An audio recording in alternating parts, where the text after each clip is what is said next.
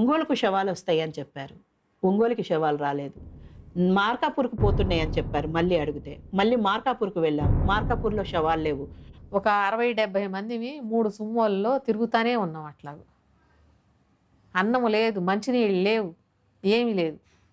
తిరుగుతున్నటువంటి క్రమంలో ఎట్లా మరి కుటుంబ సభ్యులు ఉన్నారు. అసలు ఈ పిల్లలు ఏ హాస్పిటల్‌లో ఉన్నారు వాళ్ళ పిల్లలు అనేది కూడా తెలియకుండా మనం అన్నం తినండి, మంచినీళ్ళు తాగండి అంటే తాగరు కదా వాళ్ళు.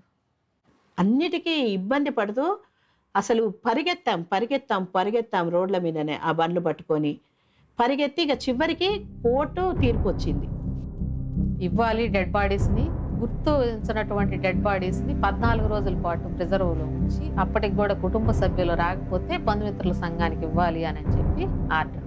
అప్పుడు వెంటనే మాకొక ఫోన్ అన్నట్టు. గుంటూరుకి శవాలు వచ్చాయి అని. అంటే ఆపడం కోసం, హైదరాబాద్‌కు రాకుండా ఉండడం కోసం మాత్రం ఇక అక్కడికి ఆపేశారు. అసలు డెడ్ బాడీస్‌ని ఒక్క డెడ్ బాడీ కూడా గుర్తుపట్టడానికి వీలు లేనటువంటి స్థితి. చర్మం అనేది సరిగ్గా లేకుండా ఎవరు ఈ ముఖం చూసి గుర్తుపట్టేటువంటి స్థితి లేకుండా అయిపోయి వాళ్ళు చెప్పినటువంటి పేర్లు సిటీలో ఉదయ్ అని ఒక అబ్బాయి, ఆ తర్వాత రాజేశ్వరి అని ఒక అమ్మాయి, 2 డెడ్ బాడీస్ తీసుకొచ్చాం. కానీ వాళ్ళు కాదు, వాళ్ళని చెప్పి ఇచ్చారు మాకు. జోలకల్లు ఒక అమ్మాయి, ఈ 3వ అమ్మాయి కూడా కాదు.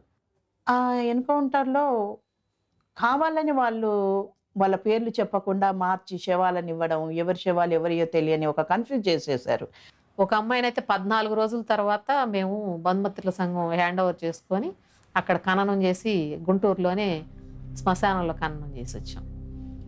మాధవ్ అట్లాగే రజిత అని కూడా రాధ వాళ్ళ అక్క, మహిళా సంఘంలో పనిచేస్తున్నటువంటి రాధ వాళ్ళ అక్క రజిత. అక్కడికి రాగానే ఏంటంటే ఆమె అంచనాలు తారుమారైపోయాయి. ఎందుకంటే అక్కడ అది ఆకారము మారిపోయింది. ఒక్కొక్క శవము చాలా 2 3 ఉబ్బిపోయింది.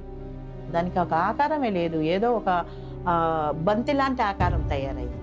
ఈ సంగీత అన్న అమ్మాయి, మాధవ్, రజిత వీళ్ళు మాత్రమే కన్ఫర్మ్.